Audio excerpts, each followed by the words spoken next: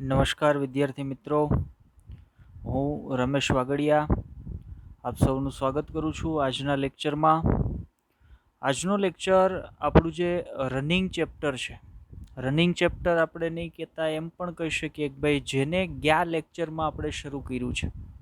બરાબર, કયો લેક્ચરથી આપણે એક નવા ચેપ્ટરની શરૂઆત કરી છે કે જે ધોરણ 12નું 7મું ચેપ્ટર છે, ઉદ્વિકાસ. જેના પરનો આજનો લેક્ચર એ સેકન્ડ લેક્ચર, બીજો લેક્ચર છે. ગઈકાલે આપણે ઉદ્વિકાસ જે આપણું ચેપ્ટર છે એનો પહેલો લેક્ચર જોઈ ગયા છીએ. પહેલા લેક્ચરની અંદર આપણે આપણું જે ચેપ્ટર છે ઉદ્વિકાસ, તો ત્યાં ઉદ્વિકાસનો અર્થ શું થાય છે, ઉદ્વિકાસની પરિસંકલ્પના શું છે, ઉદ્વિકાસને કઈ રીતે સમજી શકાય કે પછી એમ કહીએ કઈ રીતે સમજાવી શકાય, એ તમામ બાબતો સંદર્ભની માહિતી આપણે લેક્ચર નંબર 1ની અંદર લીધી. ત્યાર પછી આપણે પૃથ્વી છે એનું નિર્માણ કઈ રીતે થયું એના સંદર્ભની વાત પણ લેક્ચર નંબર 1ની અંદર થોડી ઘણી કરી હતી.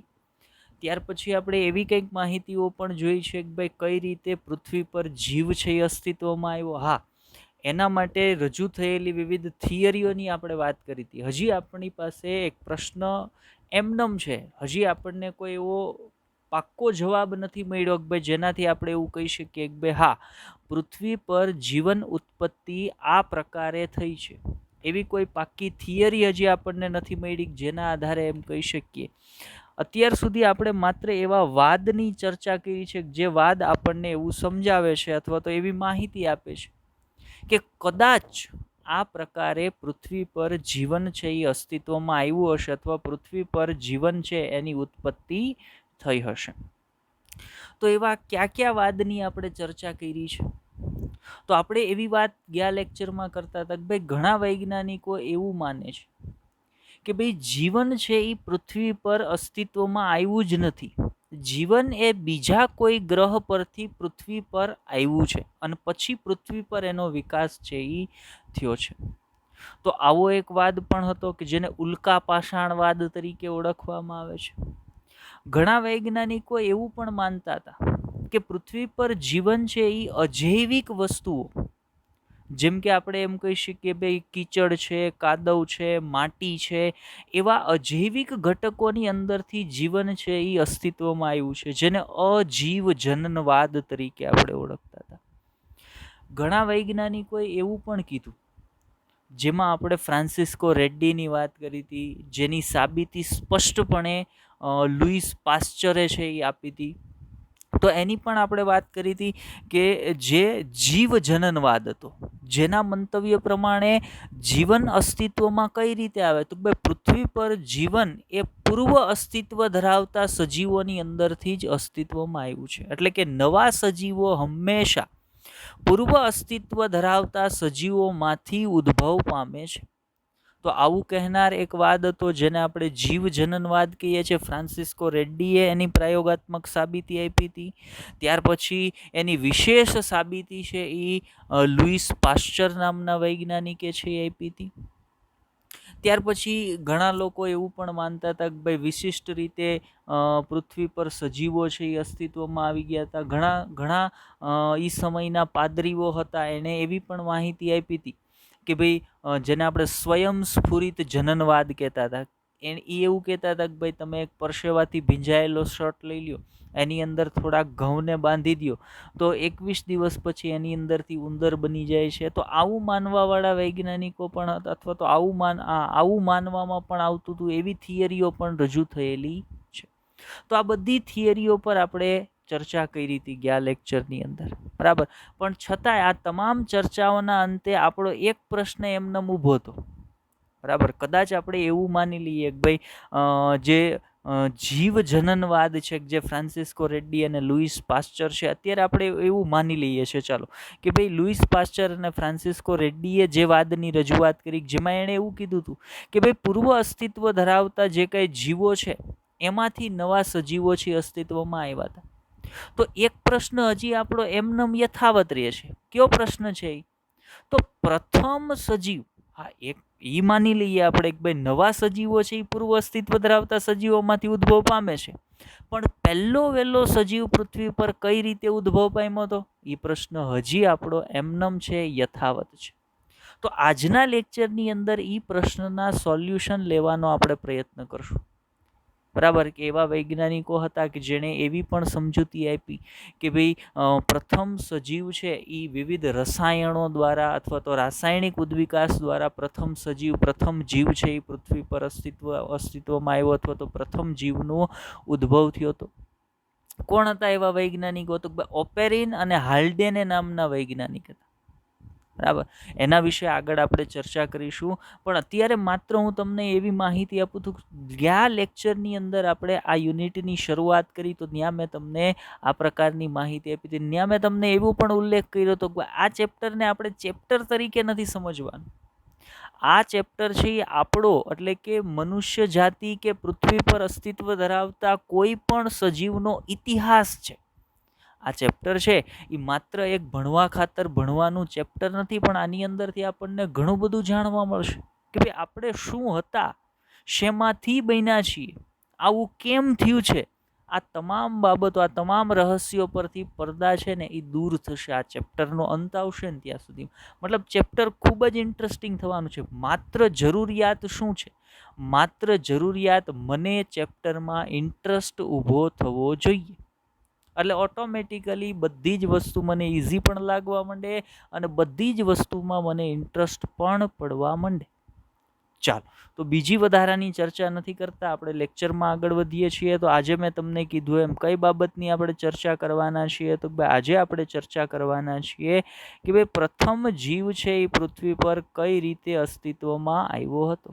પણ એના પહેલાં ગયા લેક્ચરની અંદર આપણે જે ઉદ્વિકાસ વિશે વાત કરી એને એક વખત થોડુંક તમને રિવાઇઝ કરાવી દઉં. તો આપણે ઉદ્વિકાસની વ્યાખ્યા શું લીધી હતી? તો આપણે ગયા લેક્ચરની અંદર ઉદ્વિકાસ સંદર્ભે વાત કરતા હતા, ત્યાં આપણે એવી વાત કરતા હતા કે ભાઈ ઉદ્વિકાસ એટલે શું? તો ભાઈ ઉદ્વિકાસ એટલે કોઈ પણ સજીવ સંદર્ભમાં આપણે ખાલી વાત કરીએ છીએ. તો કોઈ પણ સજીવ સમયાંતરે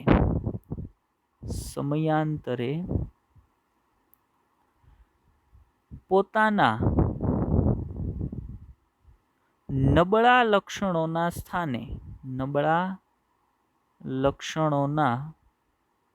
સ્થાન પર સારા લક્ષણો ઉત્પન્ન કરે જેના પરિણામે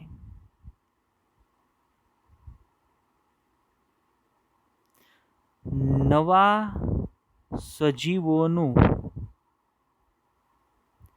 નિર્માણ થવાની ઘટના એટલે ઉદ્વિકાસ. બરાબર, આપણે અતિ ટૂંકમાં આપણે એમ કેવું હોય તો એમ કહીએ કે ભાઈ કોઈ એક નબળા લક્ષણો ધરાવતું સજીવ છે એ સમયાંતરે સારા લક્ષણો ડેવલપ કરે અને એ નબળા લક્ષણ ધરાવતા સજીવમાંથી એક સારા લક્ષણ ધરાવતું સજીવ છે એ નિર્માણ પામે તો એ ઘટનાને ઉદ્વિકાસ કહેવાય. પણ ઉદ્વિકાસ એને તમે તમારા જીવનકાળ દરમિયાન ન જોઈ શકો. શું કામ ન જોઈ શકીએ? તો ભાઈ ઉદ્વિકાસ છે એ કોઈ એવી એમ ત્વરિત પ્રક્રિયા નથી કે ભાઈ તમે ચલો 1 કલાકમાં કે 1 દિવસમાં કે 1 અઠવાડિયામાં કે 1 મહિનામાં કે 1 વર્ષમાં કે 10 વર્ષમાં થઈ જાય એટલી નાની પ્રક્રિયા નથી. ઉદ્વિકાસ ખૂબ લાંબી પ્રક્રિયા છે કે જેમાં એક સજીવમાંથી નવી સજીવની જાતિઓનું નિર્માણ થાય, નબળા લક્ષણો ધરાવતા સજીવમાંથી સારા લક્ષણો ધરાવતા સજીવનું નિર્માણ થાય. જેમ કે ગઈકાલે મેં તમને એક ફોટોગ્રાફ દ્વારા માહિતી સમજાવવાનો પ્રયત્ન કર્યો હતો કે ભાઈ પહેલાં વાનરો હતા. બરાબર, એ વાનરોની અંદરથી સારા લક્ષણો ધરાવતા સજીવ તરીકે ધીમે ધીમે કપી માનવ, બરાબર, કપી માનવની અંદરથી ધીમે ધીમે સારા લક્ષણો ધરાવતા આદિમાનવ છે એનું નિર્માણ થયું. આદિમાનવની અંદરથી હાલમાં અસ્તિત્વ ધરાવતા સૌથી ઉચ્ચ કક્ષાના લક્ષણો ધરાવતા સજીવો છે એનું અસ્તિત્વ આવ્યું કે જેને આપણે માનવ અથવા મનુષ્ય તરીકે ઓળખીએ છીએ. તો એ ઘટનાને શું કહેવાય? તો એ ઘટનાને જ આપણે ઉદ્વિકાસ તરીકે ઓળખીએ છીએ. બરાબર. તો ત્યાં મેં તમને એ પણ સ્પષ્ટતા કરી હતી કે ભાઈ આપણને એવો પ્રશ્ન ન થવો જોઈએ કે જો વાનર છે એ મનુષ્યમાં ફેરવાઈ ગયા તો હજી પૃથ્વી પર વાનર કેમ અસ્તિત્વ ધરાવે છે. તો એવું નથી કે સંપૂર્ણ વાનરો હતા એ બધા વાનરો એકાએક માનવમાં ફેરવાઈ ગયા, નહીં. આ જે ઘટના બને છે, આ જે ઉદ્વિકાસની પ્રક્રિયા થાય છે, એ ઉદ્વિકાસની પ્રક્રિયા થવા પાછળનું રીઝન, માનો કે એક વાનરનો સમૂહ હતો, તો એના જે કાંઈ સ્વરૂપ પ્રકારના લક્ષણો હશે, એના જે કાંઈ દૈહિક લક્ષણો હશે, એ દૈહિક લક્ષણોને નક્કી કરતું જનીન દ્રવ્ય એની અંદર આવેલું હશે, જેને આપણે ડીએનએ તરીકે ઓળખીએ છીએ. ગયા યુનિટની અંદર એના સંદર્ભે ખૂબ જ ચર્ચાઓ આપણે કરી, કેમ કે ગયો યુનિટ એ જ હતો આપણો આનુવંશિકતાનો આણ્વીય આધાર, ડીએનએ મોલેક્યુલની જ આપણે ચર્ચા કરી. તો આપણે બહુ સ્પષ્ટ રીતે જાણીએ છીએ કોઈ પણ સજીવના દૈહિક લક્ષણો નક્કી કોના દ્વારા થાય? એના જનીનિક લક્ષણો દ્વારા. એટલે કે શું? એટલે કે ડીએનએ દ્વારા. મતલબ એના તમામ લક્ષણોની માહિતી ક્યાં છે? ડીએનએ પર આવેલી છે. હવે ડીએનએમાં કોઈ એક એવી ઘટના બને, માનો કે ડીએનએની અંદર કોઈ એક એવી ઘટના બને જેના કારણે ડીએનએના બંધારણની અંદર ફેરફાર થઈ જાય, તો એ ડીએનએના બંધારણમાં ફેરફાર કરતી ઘટના, એના માટે આપણે એક શબ્દ વાપરીએ છીએ, વિકૃતિ. ડીએનએની અંદર વિકૃતિ થઈ, ડીએનએનું બંધારણ બદલાણું. તો ડીએનએના જે ભાગનું બંધારણ બદલાણું એ જે લક્ષણ માટે જવાબદાર હતું, માનો કે એ ડીએનએનું બંધારણ બદલાણું એના કારણે એ જે લક્ષણ માટે જવાબદાર હતું એના કરતાં સારા લક્ષણ માટેનો ડીએનએ બની ગયો.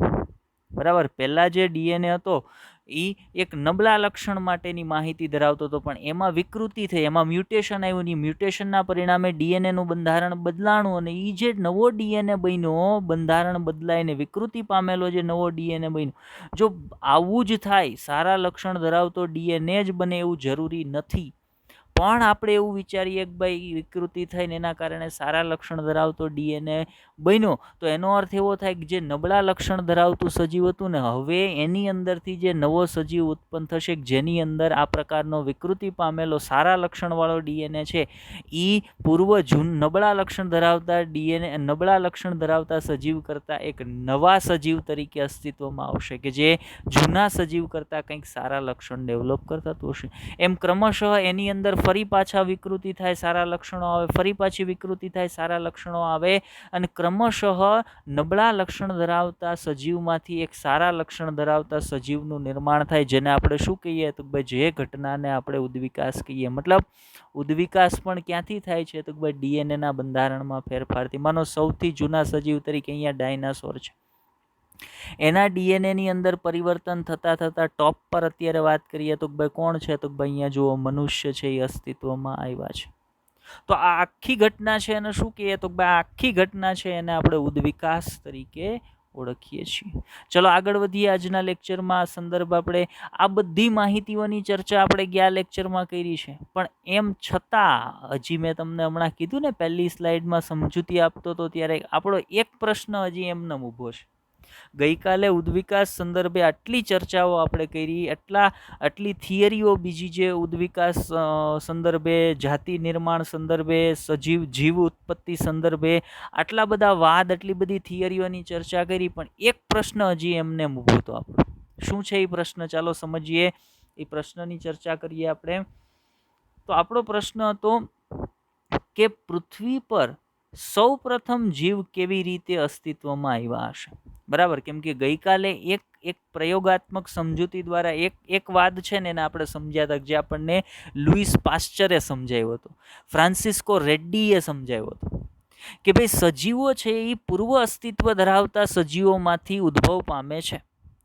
હવે પૂર્વ અસ્તિત્વ ધરાવતા સજીવમાંથી નવા સજીવ બને છે એ સમજ્યા, પણ પૂર્વ અસ્તિત્વ ધરાવતા સજીવ તરીકે સૌથી પહેલું જે સજીવ અસ્તિત્વમાં આવ્યું હશે ને પૃથ્વી પર, એ કઈ રીતે અસ્તિત્વમાં આવ્યું? આ પ્રશ્ન હજી આપણો એમને એમ છે. આનો જવાબ હજી આપણને મળ્યો નથી. તો આજના લેક્ચરમાં આપણે આ બાબતની ચર્ચા કરવાના છીએ કે ભાઈ સૌથી પહેલા સજીવ, સૌ પ્રથમ જીવ પૃથ્વી પર કઈ રીતે અસ્તિત્વમાં આવ્યા છે. ચલો આગળ વધીએ લેક્ચરની અંદર, એટલે આ પ્રશ્નનો જવાબ આપણને પ્રાપ્ત થાય. તો આપણે આ પ્રશ્નનો જવાબ મેળવવા માટે સૌથી પહેલાં ફરી પાછા એક વખત પૃથ્વીના ઉદ્ભવથી જ વાતને શરૂ કરીએ. તો આપણે અહીંયા સ્લાઇડની અંદર એક બે આકૃતિઓ મૂકી છે, જેને સમજતા જઈએ અને આગળ વધીએ.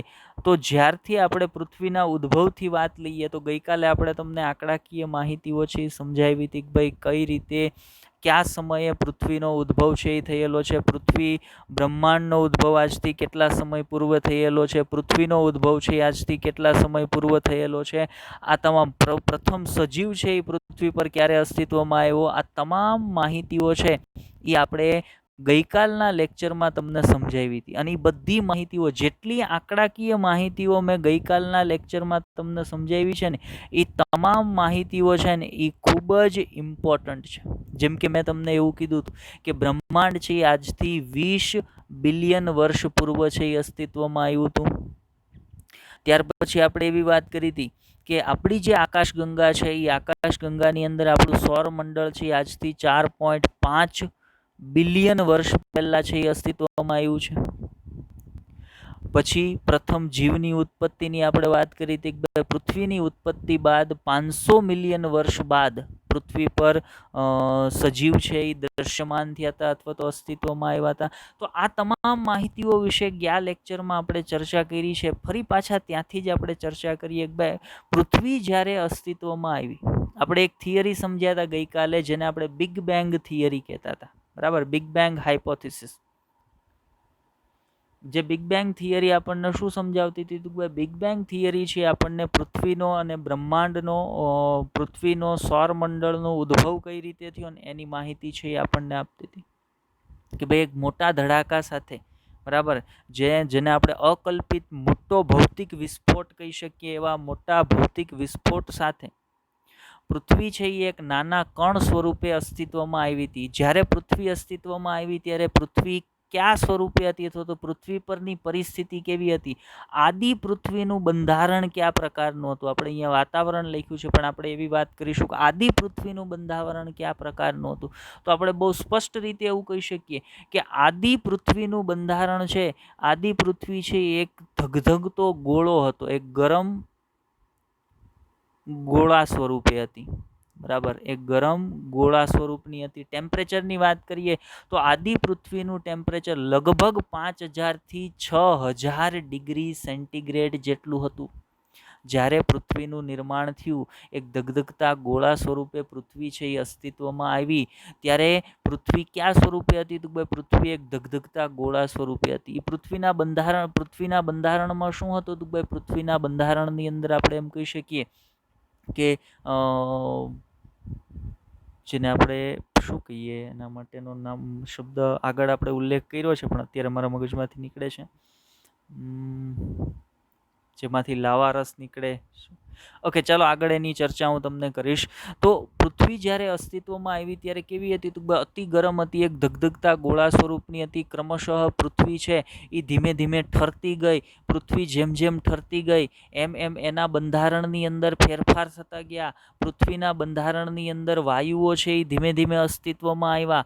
આ વાયુઓ છે એમાં હાઇડ્રોજન હતા, એની અંદર મિથેન હતો, એની અંદર એમોનિયા હતો.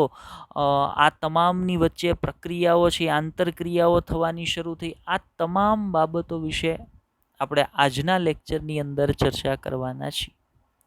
પણ પહેલાં મારા મગજની અંદર એક વસ્તુ બહુ સ્પષ્ટ અને બહુ ક્લિયર હોવી જોઈએ કે ભાઈ પૃથ્વી જ્યારે છૂટી પડી ત્યારે એક ગરમ ધગધગતા ગોળા સ્વરૂપે હતી. ત્યારે એના બંધારણમાં શું હતું? તો ભાઈ પાણીની વરાળ હતી. ત્યારે એના બંધારણની અંદર પાણીની વરાળ હતી. ત્યાર પછી મિથેન હતો, એમોનિયા હતો. આ પ્રકારના વાયુઓ છે એ ત્યારે એના બંધારણમાં હતા. ધીમે ધીમે પૃથ્વી, હવે જો સમજો, પૃથ્વી એટલી બધી ગરમ છે. હવે જેમ જેમ સમય જતો ગયો એમ પૃથ્વી ધીમે ધીમે ઠંડી પડતી ગઈ. બરાબર, હવે પૃથ્વી જેમ જેમ ઠંડી પડતી જાય છે અને એના પરથી જે પાણીની વરાળ હતી, પાણીની વરાળ જેમ ઠંડી પડશે એમ એ વરસાદ સ્વરૂપે પૃથ્વી પર વરસશે. હવે પૃથ્વી એટલી બધી ગરમ હતી કે જેવો વરસાદનો છાંટો પૃથ્વીની સપાટીના સંપર્કમાં આવે એટલે તાત્કાલિક પાછો વરાળની અંદર રૂપાંતરિત થઈ જાય, એની વરાળ સ્વરૂપે પાછો ઉડી જશે. વરાળ ધીમે ધીમે દૂર જશે, ઠંડી પડશે અને ફરી પાછા એ વરસાદ સ્વરૂપે પૃથ્વીની સપાટી પર આવશે. આ પ્રક્રિયા હજારો વર્ષો સુધી એમનેમ ચાલતી રહી. વાદળાઓ, પૃથ્વી પર વરસાદ થવો, પાછી વરાળ બનવી, વાદળાઓ બનવા, પાછો વરસાદ થવો, આ ઘટનાઓ છે એ પૃથ્વી પર હજારો વર્ષો સુધી ચાલી અને એકંદરે પૃથ્વીની સપાટી ધીમે ધીમે ઠંડી થવા લાગી. હવે જે વરસાદ આવે છે વરસાદનું પાણી પૃથ્વી પર એકત્રિત થવા લાગ્યું.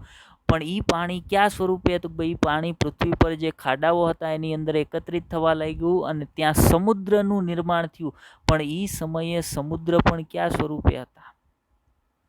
એ સમયે સમુદ્ર પણ ગરમ પાણીના ઝરા સ્વરૂપે હતા. સમુદ્રનું પાણી પણ એકદમ ઉફળતું ગરમા ગરમ પાણી છે એ હતું. અને એ ગરમ પાણી છે એણે જ જો આગળ જેમ જેમ આપણે પૃથ્વી પર જીવ ઉત્પત્તિની વાત પર જશું એમ આ ગરમ પાણીનો ફાળો પણ ખૂબ જ અગત્યનો છે. બરાબર, આ ગરમ પાણી હતું એના કારણે હમણાં આપણે રાસાયણિક ઉદ્વિકાસની વાત કરશું તેમાં રસાયણો વચ્ચેની જે પ્રક્રિયા છે એ પ્રક્રિયાને ઝડપી બનાવવા માટે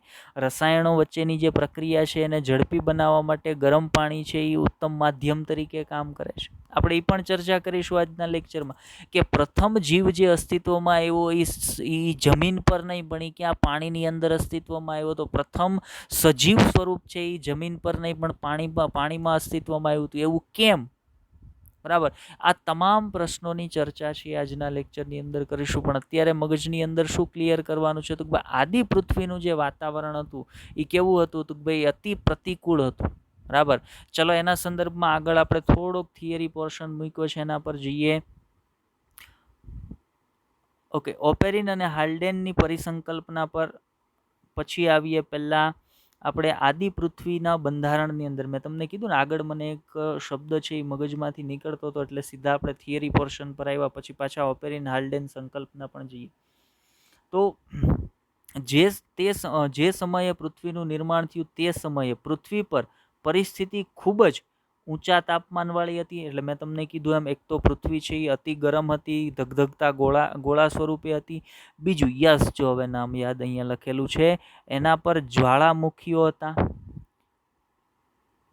જ્વાળામુખીઓ અને તોફાનવાળી હતી. વાતાવરણ અવનત પ્રકારનું હતું જેમાં મિથેન, એમોનિયા, પાણીની વરાળ વગેરે આવેલા હતા. મતલબ આદિ પૃથ્વીનું બંધારણ કયા પ્રકારનું હતું? તો એકદમ અતિ ગરમ હતી, એના પર જ્વાળામુખીઓ આવેલા હતા, તો તોફાનવાળી હતી. ત્યાર પછી એના વાતાવરણની અંદર ઘણા બધા પ્રકારના ફેરફારો છે એ આવતા હતા. મિથેન હતો એના બંધારણમાં, એમોનિયા છે એના બંધારણમાં હતો.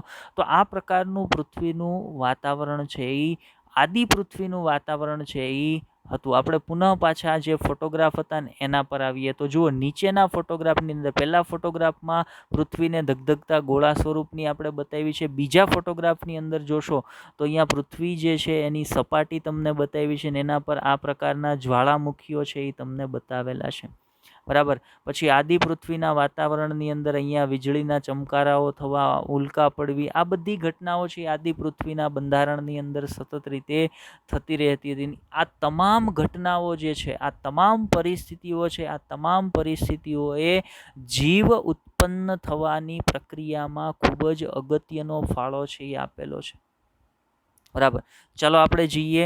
હજી આપણો પ્રશ્ન એમનેમ જ છે. હજી આપણે શું વાત કરી? આદિ પૃથ્વીની પરિસ્થિતિ વિશે વાત કરી. હજી આપણો પ્રશ્ન એમનેમ જ છે કે ભાઈ પ્રથમ જીવ પૃથ્વી પર કઈ રીતે અસ્તિત્વમાં આવ્યો.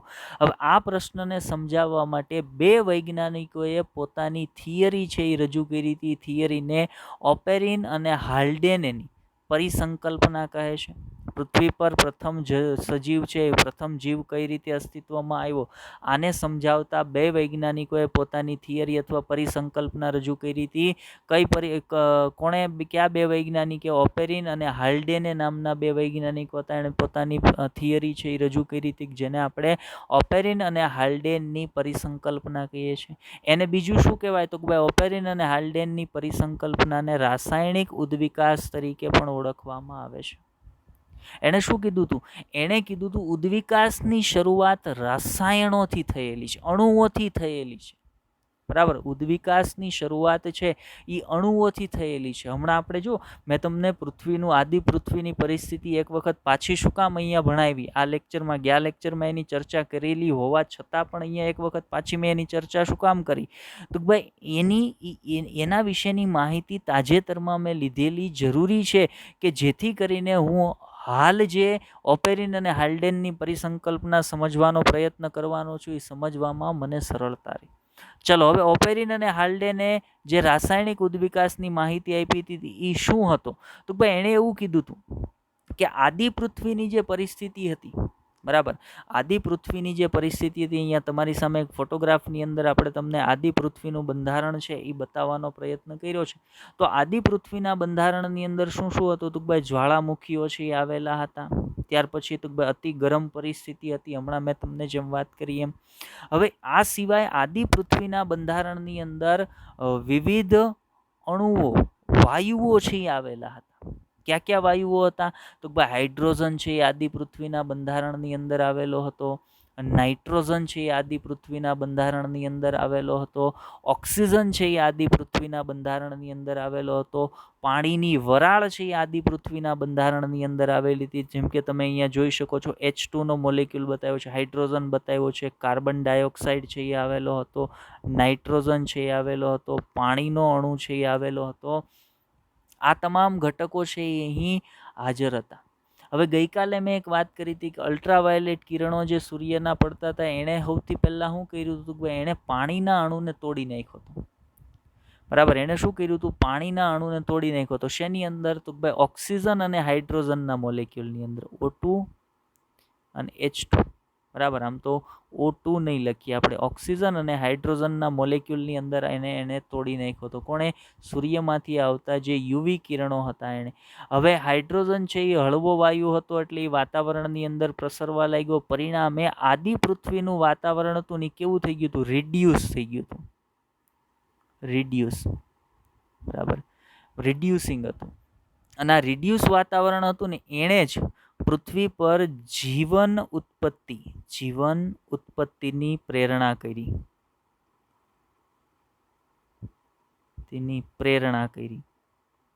બરાબર, હાલની જે પૃથ્વીનું વાતાવરણ છે એની અંદર જીવન ઉત્પત્તિ થઈ શકે નહીં. મતલબ હાલની પૃથ્વીની જે પરિસ્થિતિ છે એની વાત આપણે કરીએ તો અત્યારની પૃથ્વીની પરિસ્થિતિ છે એ ઓક્સિડાઇઝ છે.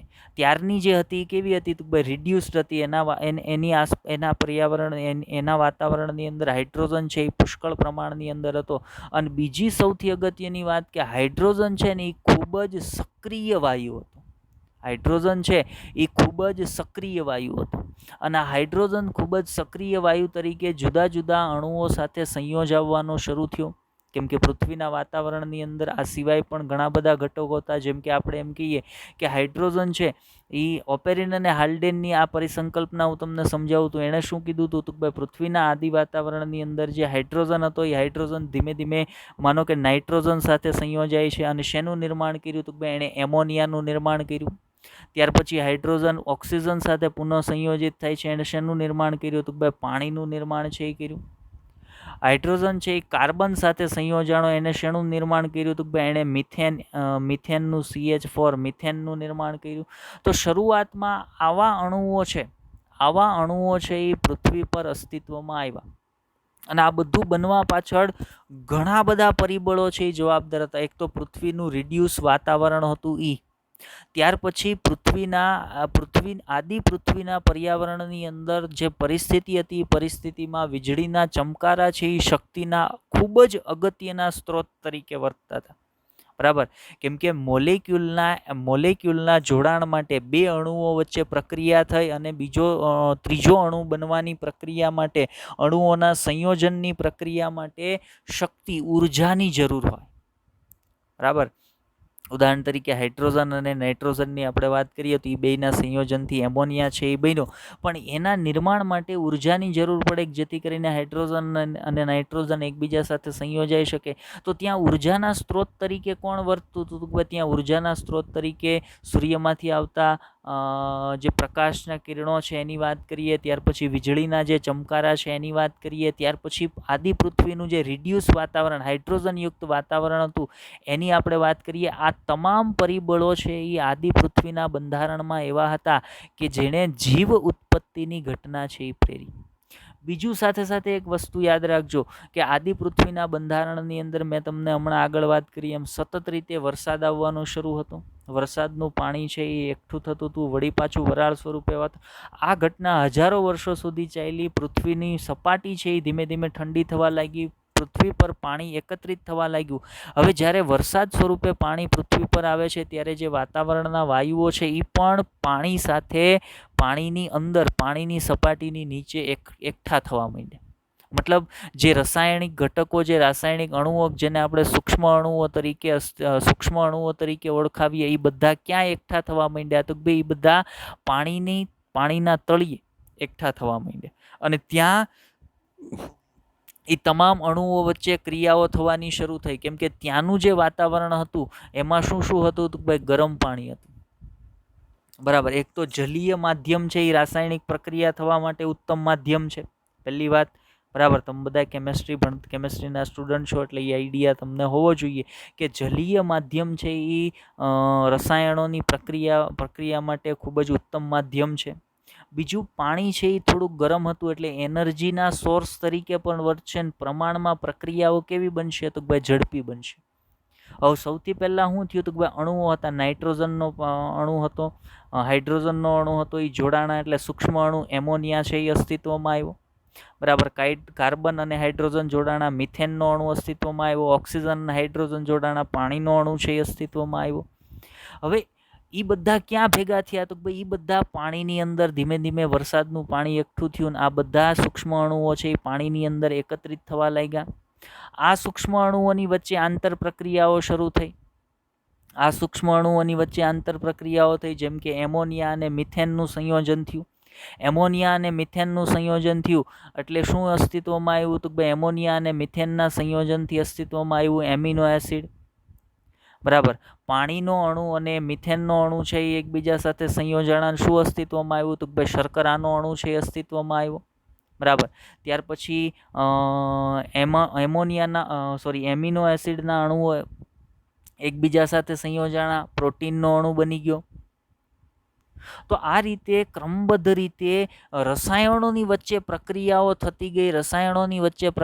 થતી ગઈ અને ક્રમશઃ એક પછી એક રસાયણો બનતા ગયા. અને એ ક્રમની અંદર એક એવો રસાયણનો સમૂહ બન્યો. જો હવે અગત્યની વાત હવે ઓપેરિન અને હાલ્ડેનની પરિસંકલ્પનાની આવે છે કે આ રાસાયણિક ઉદ્વિકાસના ક્રમની અંદર એક સ્થાન પર એવો એક રસાયણનો સમૂહ બન્યો કે જે રસાયણનો સમૂહ સજીવની માફક પોતાના જેવો નવો રસાયણનો સમૂહ બનાવવાની ક્ષમતા ધારણ કરે છે. રાસાયણિક ઉદ્વિકાસ ચાલતો હતો. પહેલા હાઇડ્રોજનનો પરમાણુ હતો, નાઇટ્રોજનનો પરમાણુ હતો, એ બે જોડાણા. બરાબર. એમોનિયાનો અણુ બન્યો. એમોનિયાનો અણુ અને મિથેનનો અણુ જોડાણા તો એમિનો એસિડ બન્યું. સૂક્ષ્મ અણુ તરીકે એમિનો એસિડનું નિર્માણ થયું. આવા ઘણા બધા એમિનો એસિડ સૂક્ષ્મ અણુ તરીકે જોડાણા. મહાઅણુ તરીકે પ્રોટીનનું નિર્માણ થયું. એવી જ રીતે કાર્બન અને હાઇડ્રોજન જોડાણા, મિથેનનું નિર્માણ થયું. ઓક્સિજન અને હાઇડ્રોજન જોડાણા, પાણીના અણુનું નિર્માણ થયું. પાણીનો અણુ અને મિથેનનો અણુ છે એ બંને એકબીજા સાથે સંયોજનના પરિણામે સૂક્ષ્મ અણુ તરીકે શર્કરાનું નિર્માણ થયું. આવા ઘણા બધા શર્કરાના સૂક્ષ્મ અણુઓ એકબીજા સાથે જોડાણા અને પોલિસેકેરાઇડનો મહાઅણુ છે એનું નિર્માણ થયું. બરાબર. ત્યાર પછી આપણે વાત કરીએ કે ભાઈ ધીમે ધીમે આ જ અનુક્રમની અંદર શર્કરાનો અણુ સંયોજનો, ત્યાર પછી નાઇટ્રોજન બેઝ સંયોજનો, ત્યાર પછી પેન્ટોઝ શર્કરા છે એ સંયોજાણી, ફોસ્ફરસ સંયોજનો અને ન્યુક્લિયોટાઇડનું નિર્માણ થયું. ન્યુક્લિક એસિડ DNA બન્યો. બરાબર. આ પ્રકારે શરૂઆત ક્યાંથી થઈ? તો ભાઈ શરૂઆત છે એ રસાયણોથી થઈ અને ધીમે ધીમે એક એવો રસાયણનો સમૂહ બન્યો કે જે રસાયણનો સમૂહ સજીવની માફક પોતાના જેવો નવો રસાયણનો સમૂહ બનાવવાની ક્ષમતા ધરાવતો. અને એ રસાયણના સમૂહને શું કહેવામાં આવે છે? તો ભાઈ એને કોએસરવેટ્સ તરીકે ઓળખવામાં. યાદ રાખજો, એને શું કહેવાય? કોએસરવેટ્સ. એવો પ્રથમ જૈવિક ઘટક જે સજીવ નહોતો, જે જીવ નહોતો, બરાબર, પણ એ એક રસાયણનો સમૂહ હતો જેને કોએસરવેટ્સ તરીકે ઓળખવામાં આવે છે, કે જે પોતાના જેવો નવો સજીવ પોતાના જેવો નવો ઘટક ઉત્પન્ન કરવાની ક્ષમતા ધરાવતો હતો. બરાબર, ચાલો, તો આ હતી ઓપેરિન અને હાલ્ડેનની પરિસંકલ્પના. એના સંદર્ભની આપણે થિયરી આગળ જોઈએ. ચાલો, શું કહે છે ઓપેરિન અને હાલ્ડેને? તો રાસાયણિક ઉદ્વિકાસની આપણે વાત કરવાના છીએ. તો ભાઈ આપણે ઓપેરિન અને હાલ્ડેનની પરિસંકલ્પનાની વાત કરવાના છીએ. એક રશિયાના વૈજ્ઞાનિક હતા ઓપેરિન. તો યાદ રાખવાની વાત આવી, ઓપેરિન ક્યાંના વૈજ્ઞાનિક હતા? તો ભાઈ રશિયાના વૈજ્ઞાનિક હતા.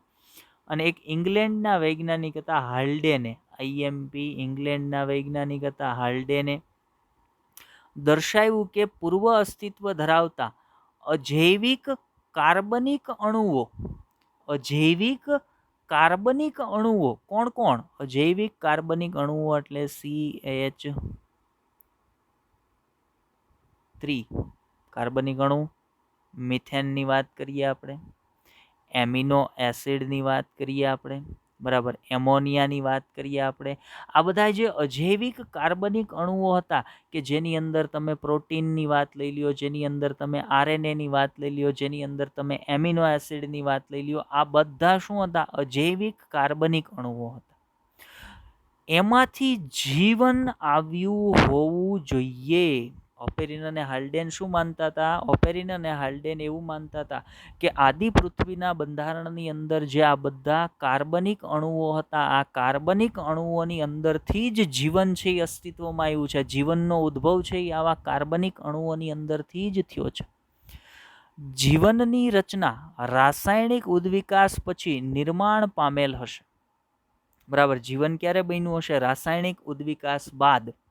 એટલે રાસાયણિક ઉદ્વિકાસથી એમાં શું થયું હતું? ભાઈ પરમાણુઓ જોડાણા, અણુઓ બન્યા, અણુઓ જોડાણા, સૂક્ષ્મ અણુ બન્યા, સૂક્ષ્મ અણુ જોડાણા, મહાઅણુ બન્યા, મહાઅણુ જોડાય અને રસાયણોનો સમૂહ બન્યો, કોએસરવેટ્સનું નિર્માણ થયું. અને એની અંદરથી પછી એટલે સુધીની ઘટના એને રાસાયણિક ઉદ્વિકાસ કહીએ. અને એની અંદરથી પછી જીવન છે એ અસ્તિત્વમાં આવ્યું હશે એવું કહેવામાં આવે છે. એટલે કે અકાર્બનિક અણુઓના એકત્રીકરણથી કાર્બનિક દ્રવ્યો અસ્તિત્વમાં આવ્યા. અકાર્બનિક એટલે જેના બંધારણમાં કાર્બન નથી એવા અણુ. બરાબર, જેમ કે એમોનિયા, એના બંધારણમાં કાર્બન નથી. પાણી, જેના બંધારણમાં કાર્બન નથી. તો આવા અકાર્બનિક અણુઓ જે હતા એના એકત્રીકરણથી એનું નિર્માણ થયું, કાર્બનિક દ્રવ્યોનું નિર્માણ થયું. બરાબર, અને એ કાર્બનિક દ્રવ્યો અસ્તિત્વમાં આવ્યા. તે સમયે પૃથ્વીની પરિસ્થિતિ, હવે જો આ બધું જ્યારે ચાલતું હતું, આ બધી ઘટનાઓ જ્યારે ચાલતી હતી, ત્યારે પૃથ્વીની પરિસ્થિતિ ખૂબ જ ઊંચી તાપમાનવાળી હતી, જ્વાળામુખીઓના તોફાનવાળી હતી, વાતાવરણ અવનત પ્રકારનું, જેમાં મિથેન અને એમોનિયા વગેરે હતા. તો આદિ પૃથ્વીની પરિસ્થિતિ છે જેની અંદર રાસાયણિક ઉદ્વિકાસની શરૂઆત થઈ. અને આ માહિતી કોણે આપી? ઓપેરિન અને હાલ્ડેને આપેલી હતી. બરાબર, ચલો આગળ વધીએ. હવે આવું કઈ કોણે દીધું હતું? આવી પરિસંકલ્પના રજૂ કરી દીધી હતી ઓપેરિન અને હાલ્ડેને. ઓપેરિન અને હાલ્ડેને એના કોઈ પણ પુરાવા આપ્યા ન હતા. એના પુરાવા કોણે આપ્યા? તો ભાઈ એના પુરાવા એક અમેરિકન વૈજ્ઞાનિક હતા મિલર. એ મિલરે પોતાના પ્રયોગ દ્વારા સાબિતી આપી હતી કે ભાઈ નહીં, ઓપેરિન અને હાલ્ડેન જે રાસાયણિક ઉદ્વિકાસની વાત કરે છે ને, આવું થયેલું હોવું જોઈએ. એણે શું કર્યું? એણે પ્રયોગશાળાની અંદર આદિ પૃથ્વીની જે પરિસ્થિતિ હતી એનું નિર્માણ કર્યું. ચલો, અહીંયા તમારી સામે એક આકૃતિ છે. આ આકૃતિ મિલરના પ્રયોગનો જે આખો એક સેટ હતો ને એની છે. મિલરે શું કર્યું હતું? મિલરે આદિ પૃથ્વીનું નિર્માણ પ્રયોગશાળામાં ઉત્પન્ન કર્યું હતું. એણે શું કર્યું હતું? એણે એક કાચનો ગોળો લીધો જેને આદિ પૃથ્વી તરીકે ધ્યાનમાં લીધું. બરાબર, ત્યાર પછી એણે શું કર્યું હતું? ત્યાર પછી એની અંદર એણે પાણી ભરી દીધું અને એ પાણીને નીચેથી ગરમ કરે છે. એટલે આદિ પૃથ્વીનું વાતાવરણ જેમ ગરમ હતું, જેની અંદર પાણી હતું, આ પ્રકારની પરિસ્થિતિ છે એણે નિર્માણ કરી. ત્યાર પછી આદિ પૃથ્વીના વાતાવરણની અંદર જે પ્રકારની પરિસ્થિતિ હતી ને એ પ્રકારની વાયુમય પરિસ્થિતિ ધરાવતો એક બીજો ગોળો છે અહીંયા લીધો. બરાબર, એણે રિએક્શન ચેમ્બર નામ આપ્યું. એની અંદર એણે શું શું રાખ્યું? તો ભાઈ વિવિધ પ્રકારના વાયુઓ, જેમ કે મિથેન છે, એમોનિયા છે, પાણીની વરાળ છે, હાઇડ્રોજન છે, આ બધા વાયુઓને એને આની અંદર રાખ્યા. બરાબર. અહીંયા પાણી ગરમ થાય છે, એ પાણીની વરાળ છે એ પણ ત્યાં સુધી પહોંચવાની છે. હવે એણે શું કર્યું હતું કે આ સિવાય એણે આજે આદિ પૃથ્વી તરીકે જે ગોળો દીધો તો એ ગોળાની અંદર આ પ્રકારના વિદ્યુત ધ્રુવો, જેને ઇલેક્ટ્રોડ તરીકે આપણે ઓળખીએ ને, એ ગોઠવા. મતલબ એણે શું કર્યું હતું કે એક કાચના ગોળાને આદિ પૃથ્વી તરીકે, આદિ પૃથ્વીમાં જેવી પરિસ્થિતિ હતી ને એવી સેમ પરિસ્થિતિ એક કાચના ગોળાની અંદર એણે ઉત્પન્ન કરી. હવે આ કાચના ગોળાની અંદર જે પરિસ્થિતિ હતી એક્ઝેક્ટ કોના જેવી હતી તો આદિ પૃથ્વી જેવી હતી. આ પ્રકારની એણે આખો એક પ્રયોગનો સેટ તૈયાર કરી અને આ પ્રયોગ છે એણે લગભગ 17 થી 18 દિવસ સુધી કર્યો. બરાબર, 17 થી 18 દિવસ સુધી એણે એમને રહેવા દીધું. અહીંયા એણે શું ભર્યું હતું? પાણી ભર્યું હતું. પણ 17 કે 18 દિવસ પછી એણે આ જે પાણી હતું એ પાણીને લઈ અને એની ચકાસણી કરી તો એને એની અંદર શું જોવા મળ્યું હતું કે એને એની અંદર એમિનો એસિડની હાજરી છે એ જોવા મળી. ધ્યાન આપજો, એણે ત્યાં માત્ર પાણી મૂક્યું હતું, ગરમ પાણી, અને એ પાણીને ત્યારબાદ એણે ગરમ કર્યું હતું. બીજું કાંઈ એણે પોતાની રીતે એની અંદર ઉમેર્યું નહોતું. પણ છતાંય 17 કે 18 દિવસના અંતે એ ગોળાની અંદર એને પાણીની અંદર એમિનો એસિડ જોવા મળ્યા. એનો અર્થ એવો થયો, જો એણે શું કર્યું હતું, આદિ પૃથ્વીમાં જે વાયુઓ હતા ને બધા વાયુઓને અહીંયા ભરી દીધા. જે આદિ પૃથ્વીની અંદર પરિસ્થિતિ હતી, પરિસ્થિતિ ઉત્પન્ન કરવા માટે, વીજળીના ચમકારાઓ ઉત્પન્ન કરવા માટે એણે અહીંયા ઇલેક્ટ્રોડે ગોઠવા. જેવા ઇલેક્ટ્રોડની અંદરથી વિદ્યુત પ્રવાહ પસાર કરશે એટલે આ જે પૃથ્વીનો ગોળો આદિ પૃથ્વી તરીકે વર્તે છે એની અંદર વીજળીના ચમકારા થશે અને એની અંદર જે આદિ પૃથ્વીની પરિસ્થિતિ હતી એવી પૃથ્વીની પરિસ્થિતિ નિર્માણ કરીને એની અંદરથી 17 થી 18 દિવસના અંતે એને જોવા મળ્યું કે આદિ પૃથ્વીની અંદર જે રાસાયણિક અણુઓ હાજર હતા એ રાસાયણિક અણુઓની અંદરથી આ પ્રકારના સૂક્ષ્મ અણુઓનું નિર્માણ થાય છે. મતલબ ઓપેરિન અને હાલ્ડેન જે કહેતા હતા કે ભાઈ રાસાયણિક ઉદ્વિકાસ થયેલો છે, એ ખોટી બાબત નથી. રાસાયણિક ઉદ્વિકાસ થયેલો છે અથવા તો થયો હશે. બરાબર. તો એણે આ પ્રકારનો એક પ્રયોગ છે એ મિલર નામના વૈજ્ઞાનિકે કર્યો હતો. એણે શું કર્યું હતું કે ભાઈ આદિ પૃથ્વીની પરિસ્થિતિ છે એ લેબોરેટરીમાં ઊભી કરી હતી અને એણે આ પ્રકારના પ્રયોગો કર્યા. એને એમિનો એસિડ મળ્યા હતા, પણ એ પછીના જે વૈજ્ઞાનિકો હતા એણે મિલરનો સેમ પ્રયોગ છે એ મિલરે જેટલા સમય માટે કર્યો ને એનાથી વધારે સમય માટે કર્યો તો એને બીજા ઘટકો પણ મળ્યા. એને જેમ કે ઘણા વૈજ્ઞાનિકોને શર્કરા છે એ પ્રાપ્ત થઈ, ઘણા વૈજ્ઞાનિકોને નાઇટ્રોજન બેઝ, પ્યુરિન અને પિરિમિડિન છે એ પ્રાપ્ત થયા, ઘણાને ન્યુક્લિક એસિડ પ્રાપ્ત થયા. તો આ પ્રકારના સૂક્ષ્મ અણુઓ છે એ આદિ પૃથ્વી આ જે પ્રયોગ છે એ પ્રયોગ દરમિયાન પ્રાપ્ત થતા હતા. એનો અર્થ એવો થાય છે કે રાસાયણિક ઉદ્વિકાસ થયેલો છે. કેમ કે આદિ પૃથ્વીના બંધારણમાં જે રીતે મિથેન, એમોનિયા, પાણીની વરાળ અને હાઇડ્રોજન હતા એ સેમ વાયુઓ એણે અહીંયા રાખ્યા હતા, વીજળીના ચમકારા ઉત્પન્ન કર્યા હતા અને પાણીની અંદર શું આવ્યું 17 કે 18 દિવસના અંતે તો એમિનો એસિડ ઓટોમેટિકલી બની ગયું. એનો અર્થ એવો થયો કે આદિ પૃથ્વીની અંદર રસાયણો વચ્ચે પ્રક્રિયાઓ થઈ, એના પરિણામે સૂક્ષ્મ અણુઓ બન્યા, સૂક્ષ્મ અણુઓ વચ્ચે પ્રક્રિયા થઈ, મહાઅણુઓ બન્યા, મહાઅણુઓ વચ્ચે પ્રક્રિયા થઈ અને ધીમે ધીમે આદિ કોષનું નિર્માણ થયું ને આદિ કોષનો ઉદ્વિકાસ થયો અને એમાંથી સુકોષ કેન્દ્રીય કોષ તરીકે પ્રથમ કોષ છે એ અસ્તિત્વમાં આવ્યો. આ પ્રકારનો આખી જે થિયરી એણે સમજાવી હતી એ થિયરીની થોડી ઘણી સાબિતી જે રાસાયણિક ઉદ્વિકાસ પૂરતી સાબિતી, પહેલો જીવંત કોષ કઈ રીતે બન્યો એ હજી પ્રયોગાત્મક સમજૂતી નથી મળી, પણ રાસાયણિક ઉદ્વિકાસ કે આ પ્રકારના સૂક્ષ્મ અણુઓ, મહાઅણુઓ, ન્યુક્લિક એસિડ આ બધા અસ્તિત્વમાં આવ્યા એની માહિતી છે ને મિલરના પ્રયોગ દ્વારા પ્રાપ્ત થઈ હતી. ચલો આગળ વધીએ. મિલરના પ્રયોગ વિશે એનસીઆરટી શું કહે છે એને સમજવાનો પ્રયત્ન કરીએ. તો ઈસવીસન 1953ની સાલમાં, ઈસવીસન 1953ની સાલમાં એસ.એલ. મિલર અમેરિકન વૈજ્ઞાનિક હતા. આઈએમપી મિલર ક્યાંના વૈજ્ઞાનિક હતા? બરાબર. પૃથ્વીના આદિ વાતાવરણ જેવી જ પરિસ્થિતિ પ્રયોગશાળામાં નિર્માણ કરી. એણે શું કર્યું, એક કાચનો ગોળો લીધો, એ કાચના ગોળાની અંદર આદિ પૃથ્વીના વાતાવરણની અંદર જે વાયુઓ હતા એ તમામ વાયુઓ ભરી દીધા. પછી આદિ પૃથ્વીના વાતાવરણની અંદર જેમ વીજળીના ચમકારા થતા હતા એવું ઉત્પન્ન કરવા માટે તો એણે એની અંદર વીજ ધ્રુવો ગોઠવા, ઇલેક્ટ્રોડ ગોઠવા, એમાંથી કરંટ પસાર કરે એટલે વીજળીના ચમકારા છે એ આ કાચના ગોળામાં ઉત્પન્ન થતા અને એને જે કરંટ આપ્યો હતો એ કેવડો કરંટ આપ્યો હતો? 7500 વોલ્ટનો. બરાબર. લગભગ 99% આંકડો આ જ છે 7500 વોલ્ટનો, પણ છતાંય મને સેજ ડાઉટ છે. એટલે આ નેક્સ્ટ લેક્ચરની અંદર હું આ આંકડાનું તમને ક્લેરિફિકેશન પાછો કરાવીશ. બરાબર, વેરિફિકેશન આપણે એક વખત કરી લઈશું, પણ 99% 7500 વોલ્ટનો કરંટ છે એણે એની અંદરથી પસાર કર્યો હતો વીજળીના ચમકારા ઉત્પન્ન કરવા માટે. હવે જુઓ, તેમણે બંધ ફ્લાસ્કમાં, એટલે કાચનો જે ગોળો એને ફ્લાસ્ક તરીકે અહીંયા એનસીઆરટીમાં લખ્યો છે, પણ એણે બંધ કાચના ફ્લાસ્કની અંદર મિથેન ભર્યો હતો, હાઇડ્રોજન ભર્યો હતો, એમોનિયા અને પાણીની વરાળ, આટલી વસ્તુઓ છે એણે ત્યાં રાખી દીધી હતી. અને ત્યાં તાપમાન કેટલું રાખ્યું હતું? 800 ડિગ્રી સેન્ટીગ્રેડ જેટલું તાપમાન રાખ્યું હતું. યાદ કરો, આદિ પૃથ્વી ખૂબ જ ગરમ હતી.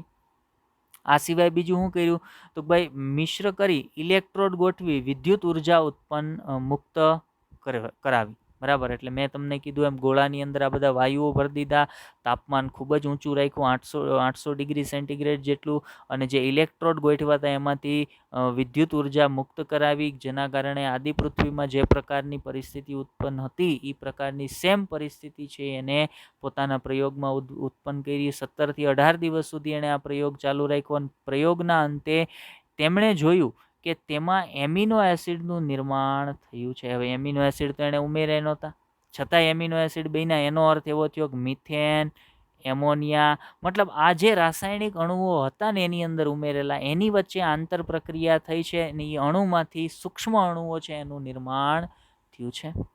બરાબર, હવે આવું જ બીજા વૈજ્ઞાનિકોએ આ પ્રકારના પ્રયોગોમાં જોવા મળ્યું. બીજા વૈજ્ઞાનિકોને તો ભાઈ ઘણા વૈજ્ઞાનિકોને શર્કરા જોવા મળી, ઘણાને નાઇટ્રોજન બેઝ, ઘણાને બીજા રંજક દ્રવ્યો પ્રાપ્ત થયા, ઘણાને ચરબી પ્રાપ્ત થઈ. તો આ પ્રકારના દ્રવ્યો છે આ પ્રયોગ દરમિયાન નિર્માણ છે એ પામ્યા અથવા ઉદ્ભવ્યા છે. આવું કેમ? તો મિલરને આ બધું કેમ ન મળ્યું? તો ભાઈ આ બધા વૈજ્ઞાનિકોએ મિલરે જે સમય માટે પ્રયોગ કર્યો હતો એના કરતાં વધારે સમય માટે પ્રયોગ કર્યો. તો એમિનો એસિડ વચ્ચે પ્રક્રિયા થાય તો પ્રોટીન બની જાય. બરાબર, મિથેન અને પાણીના અણુ વચ્ચે પ્રક્રિયા થાય એટલે શર્કરા છે એ બની જવાની છે. બરાબર, ચરબીનું એવી જ રીતે નિર્માણ થશે. મતલબ તમે જે અણુઓ છે એને એકબીજા સાથે પ્રક્રિયા કરવા માટે જેટલો વધારે સમય આપશો એટલા સમયમાં એ એક બે અણુઓના સંયોજનથી નવો અણુ છે એનું નિર્માણ કરી નાખશે. તો આટલા માટે થઈ અને મિલરને પોતાના પ્રયોગ દરમિયાન તો ભાઈ એમિનો એસિડ મળ્યા હતા, બીજા વૈજ્ઞાનિકોને શર્કરા, નાઇટ્રોજન બેઝ, રંજક દ્રવ્યો, ચરબી, આ બધું મળ્યું. એનો બહુ સ્પષ્ટ અને સીધો અર્થ એવો થાય છે કે આદિ પૃથ્વીની અંદર રાસાયણિક ઉદ્વિકાસ થયેલો છે. લેક્ચરના અંતમાં હું માત્ર એક નાનો ચાર્ટ છે એ તમને બતાવીશ કે જેનાથી આખો રાસાયણિક ઉદ્વિકાસ છે એને આપણે બહુ ઇઝીલી યાદ રાખી શકીશું. બરાબર, ચલો આગળ વધીએ. ત્યાર પછી તો પૃથ્વી પર પડેલા ઉલ્કાઓનું પૃથ્થકરણ છે એ કરવામાં આવ્યું. પૃથ્વી પર વાતાવરણમાંથી જે ઉલ્કાઓ પડતી હોય, અવકાશમાંથી જે ઉલ્કાઓ પડતી હોય, હવે વૈજ્ઞાનિકોને એવો પ્રશ્ન થયો કે પૃથ્વીની અંદર આ પ્રકારનો રાસાયણિક ઉદ્વિકાસ થયો છે, તો પૃથ્વીની બહાર બીજા જે ગ્રહો છે એની અંદર આ પ્રકારની ઘટના થઈ હશે કે નહીં થઈ હોય? આ કુતૂહલને સોલ્વ કરવા અથવા આ પ્રશ્નને સોલ્વ કરવા પૃથ્વી પર પડેલા જે ઉલ્કાઓ હતા જે અવકાશમાંથી પૃથ્વી પર પડ્યા એનું પૃથ્થકરણ કરતા આવા દ્રવ્યો તેમાં પણ મળી આવે છે. એનો અર્થ એવો થાય કે ત્યાં પણ રાસાયણિક ઉદ્વિકાસ થતો હશે. આવું શું કામ? તો ભાઈ જે રીતે આપણી આકાશગંગામાં અથવા આપણા સૂર્યમંડળની અંદર એક સૂર્ય છે એમ બ્રહ્માંડની અંદર આવા કેટલા બધા સૂર્યો છે. બરાબર, એટલે એવી શક્યતાઓ પણ ખરી બ્રહ્માંડની અંદર બીજી કોઈ જગ્યાએ જીવન છે એ અસ્તિત્વ ધરાવતું હશે, અને ન્યાય જીવન અસ્તિત્વમાં આવ્યું હશે તો ભાઈ આ જ પ્રકારે રાસાયણિક ઉદ્વિકાસ દ્વારા. હવે આ માન્ય રાખવું કેમ જરૂરી છે? તો આજ સુધીમાં આનાથી સારી થિયરી ઉદ્વિકાસની કોઈ સમજાવી શક્યું નથી. હજી સુધીમાં આનાથી સારી સમજૂતી આપતી ઉદ્વિકાસની થિયરી નથી આવી. એટલે આપણા પાસે અત્યારે સૌથી શ્રેષ્ઠ ઉદ્વિકાસની સમજૂતી આપતી થિયરી આ છે. એટલે આને માન્ય રાખવી આપણા માટે જરૂરી થઈ જાય છે. ચાલો આગળ વધીએ. એનાથી કે જે દર્શાવે છે કે કદાચ અવકાશમાં પણ આવી જ ક્રિયાઓ થતી હોવી જોઈએ. આવી મર્યાદિત પુરાવાઓ સાથે રાસાયણિક ઉદ્વિકાસની વાતને વધતા કે ઓછા પ્રમાણમાં પ્રથમ સંકલ્પના તરીકે સ્વીકારેલ છે. મેં કીધું ને કે આનાથી વિશેષ કોઈ બીજી થિયરી હજી સુધીમાં રજૂ થઈ નથી. એટલે આપણા માટે ફરજિયાત થઈ જાય છે કે આપણે ઉદ્વિકાસની સમજૂતી પ્રાપ્ત કરવા માટે કઈ થિયરીને સત્ય ગણીશું? તો આપણે રાસાયણિક ઉદ્વિકાસની થિયરી જે ઓપેરિન અને હાલ્ડેન દ્વારા રજૂ કરવામાં આવી હતી, જેનો પ્રાયોગાત્મક રજૂઆત છે એ કોણે, પ્રાયોગાત્મક પુરાવા છે એ કોણે આપ્યા હતા? તો મિલર નામના વૈજ્ઞાનિકે આપ્યા હતા. સોરી, ચાલો આગળ વધીએ. તો મેં તમને જે માહિતી કરી એના વિશે હજી થોડોક થિયરી પોર્શન છે એ આપણે જોઈ લઈએ. તો આપણને ખ્યાલ નથી કે સૌપ્રથમ સ્વયં વિભાજન પામી શકે તેવા જીવનના ચયાપચયિક બીજકોષ કઈ રીતે ઉદ્ભવ્યા હશે? બરાબર. હજી આપણે રસાયણો કઈ રીતે બન્યા ને એના ઉદ્વિકાસની વાત કરી. હજી આપણને એ તો ખબર જ નથી પ્રથમ સ્વયં વિભાજન પામી શકે તેવા જીવન ચયાપચયિક બીજકોષનું નિર્માણ કઈ રીતે થયું. હા, પણ આપણને એ ખબર છે કે પ્રથમ એક કોષીય જીવ આજથી 3 બિલિયન વર્ષ પહેલા ઉત્પન્ન થયો હશે એવું માનવામાં આવે છે. મતલબ એક માહિતી આપણી પાસે છે, કઈ રીતે બન્યો એ નથી ખબર, પણ ક્યારે બન્યો હશે ને એ આપણને ખબર છે. માનો એનાથી વિશેષ વાત કરીએ તો તે મોટા અણુઓ હોવા જોઈએ. કોની વાત કરીએ છીએ? પ્રથમ જે જીવંત ઘટક અસ્તિત્વમાં આવ્યો એ મોટા અણુ હોવા જોઈએ, જેમ કે આરએનએ છે, પ્રોટીન, પોલિસેકેરાઇડ વગેરે. તે કદાચ બીજકોષના સ્વરૂપમાં પોતાની રીતે જ પ્રજનન કરતા હોવા જોઈએ. એટલે પ્રથમ જે સ્વયં વિભાજન પામી શકે એવા સ્વરૂપો જે અસ્તિત્વમાં આવ્યા હતા એ શું હતું? એ મોટા અથવા મહાઅણુઓ હતા. મહાઅણુઓનું સંયોજન હતું. ઘણા બધા મહાઅણુઓનું સંયોજન હતું. અને એને શું કહેવામાં આવતું હતું? એને કહેતા હતા કોએસરવેટ્સ. બરાબર. કોએસરવેટ્સ એટલે એક રસાયણોનું મિશ્રણ છે, અથવા તો એવો પ્રથમ જીવંત સ્વરૂપ કે જે પોતાની રીતે સ્વયં વિભાજન પામી શકતો હતો. બરાબર. એના બંધારણમાં શું હતું? તો એના બંધારણમાં પ્રોટીન છે એ આવેલા હતા, એના બંધારણમાં ન્યુક્લિક એસિડ છે એ આવેલા હતા. તો આ પ્રકારના મહાઅણુઓના સંયોજનથી આ પ્રકારનો એક મોલેક્યુલ અસ્તિત્વમાં આવ્યો હતો જે સ્વયં વિભાજન પામી શકતો હતો, જેને કોએસરવેટ્સ તરીકે ઓળખવામાં આવે છે. ચલો, 2000 મિલિયન વર્ષ પહેલા સુધી પ્રથમ કોષીય જીવનની ઉત્પત્તિ થયેલ નથી. મોટા ભાગે તેઓ કેવા હતા? એક કોષીય હતા. બધા જ જીવંત સ્વરૂપો પાણીના વાતાવરણમાં જ હતા. મેં તમને કીધું ને કે આદિ પૃથ્વી પર જે પાણી હતું એ ગરમ પાણી હતું, ને એ ગરમ પાણી છે એ રાસાયણિક પ્રક્રિયા થવા માટે, જો મેં તમને હમણાં જ કીધું, પ્રથમ જે સ્વયં વિભાજિત જીવ તરીકે જે ઘટક અસ્તિત્વમાં આવ્યો હતો એ રસાયણોનો સમૂહ હતો, જેને આપણે કોએસરવેટ્સ કહીએ છીએ. એ ક્યાં અસ્તિત્વમાં આવ્યો હતો? તો ભાઈ એ અસ્તિત્વમાં આવ્યો હતો પાણીના તળિયે, પાણીની અંદર. એટલે આપણે એવું કહીએ છીએ કે બધા જ જીવંત સ્વરૂપો પાણીના વાતાવરણમાં જ હતા, અથવા તો ત્યાં અસ્તિત્વમાં આવ્યા હતા. ચલો એનાથી આગળ જઈએ. આમ જૈવજનન પ્રમાણે અહીંયા શું કહે? આમ જૈવજનન, બરાબર, જૈવજનન પ્રમાણે અજૈવિક અણુઓમાં ધીમે ધીમે ઉદ્વિકાસની પ્રક્રિયા થઈ પ્રથમ જીવંત કોષ અસ્તિત્વમાં આવ્યો હશે તેવું મોટા ભાગે બધા જ સ્વીકારે છે. કોઈ રીતે પ્રથમ કોષીય જીવમાંથી હાલનું જટિલ જૈવ વૈવિધ્ય અસ્તિત્વમાં આવ્યું હશે તે એક રસપ્રદ વાત છે. મતલબ પ્રથમ જે જીવન અસ્તિત્વમાં આવ્યું એની અંદરથી અત્યારે જે જૈવ વિવિધતા જે જોવા મળે છે, જૈવ વિવિધતા કઈ રીતે અસ્તિત્વમાં આવી, એ એક રસપ્રદ વાત છે, જેની ચર્ચા આપણે આ ચેપ્ટરમાં જેમ જેમ આગળ વધશું ને એમ કરતા જશું. બરાબર. હજી તો આપણે એવી શરૂઆત કરી છે. ઉદ્વિકાસ શરૂ ક્યાંથી થયો એ પોઈન્ટની આપણે વાત કરીએ છીએ, જ્યાંથી સજીવો બનવાના શરૂ થયા અને કઈ રીતે બન્યા એ પ્રશ્નનો આજે આપણે જવાબ લીધો. બરાબર. હજી આપણને એ તો ખબર જ નથી પડી પ્રથમ કોષ ક્યારે બન્યો, બરાબર, અથવા કઈ રીતે બન્યો. આપણે હજી એટલું જ જાણી શક્યા છે પ્રથમ રસાયણનો એક સમૂહ છે ને એ બન્યો હતો. કે જે સ્વયં વિભાજન પામવાની ક્ષમતા ધરાવતો હતો એને આપણે કોએસરવેટ્સ કહેતા હતા. અને આપણે એવું માનીએ છીએ કે કોએસરવેટ્સની અંદરથી પછી આદિકોષ છે એ અસ્તિત્વમાં આવ્યો છે અને એની અંદરથી પછી પ્રથમ વિકસિત કોષ છે એ અસ્તિત્વમાં આવ્યો હશે, આવું આપણે માનીએ છીએ. બરાબર, એની ચર્ચા પણ આગળ જેમ જેમ ચેપ્ટરમાં આપણે વધશું એમ કરીશું. ઓકે, હમણાં હું તમને એક ચાર્ટની વાત કરતો હતો. બરાબર, કે રાસાયણિક ઉદ્વિકાસને સમજાવો. તો જુઓ શું કીધું છે અહીંયા. તો પહેલા આપણને વાત કરી છે આદિ પૃથ્વીની. બરાબર, આદિ પૃથ્વીના બંધારણમાં શું હતું? તો ભાઈ કાર્બનનો પરમાણુ હતો, હાઇડ્રોજન હતો, નાઇટ્રોજન હતો, ઓક્સિજન હતો.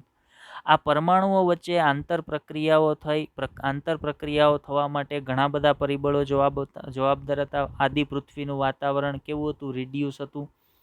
આ સિવાય ત્યાં ઉર્જાના સ્ત્રોત તરીકે શું હતું? તો ભાઈ વીજળીના ચમકારાઓ હતા. ત્યાર પછી રસાયણોની વચ્ચે જે પ્રક્રિયાઓ થવાની છે એને ઝડપી બનાવવા માટે અથવા રસાયણોને સક્રિય કરવા માટે ગરમ પાણી છે આદિ પૃથ્વીના બંધારણની અંદર હતું. તો આ તમામ પરિબળોની અસર હેઠળ આ જે પરમાણુઓ હતા એની વચ્ચે પ્રક્રિયાઓ થઈ અને હાઇડ્રોજનનો અણુ, એમોનિયાનો અણુ, મિથેનનો અણુ, આ બધા અણુઓ છે અસ્તિત્વમાં આવ્યા. આ અણુઓના સંયોજનથી સૂક્ષ્મ અણુઓ જેમ કે અહીંયા કહી શકીએ એમિનો એસિડ, ત્યાર પછી શર્કરા, બરાબર, આ પ્રકારના સૂક્ષ્મ અણુઓ છે જેમ કે નાઇટ્રોજન બેઝ, આ પ્રકારના સૂક્ષ્મ અણુઓ છે અસ્તિત્વમાં આવ્યા. એવા સૂક્ષ્મ અણુઓના સંયોજનથી તો ભાઈ મહાઅણુઓ જેમ કે પ્રોટીન, જેમ કે ન્યુક્લિક એસિડ, જેમ કે પોલિસેકેરાઇડ, જેમ કે ચરબી, આ બધા મહાઅણુઓ છે અસ્તિત્વમાં આવ્યા. આ મહાઅણુઓના સંયોજનથી કોએસરવેટ્સનું નિર્માણ થયું. કોએસરવેટ્સ એ પ્રથમ સ્વયં વિભાજન પામવાની ક્ષમતા ધરાવતા ઘટકો હતા. એવું માનવામાં આવે છે કે આ કોએસરવેટ્સની અંદરથી પૂર્વકોષ અથવા આદિકોષનું નિર્માણ થયું હશે અને એની અંદરથી પછી કોષ છે એ અસ્તિત્વમાં આવ્યા હશે.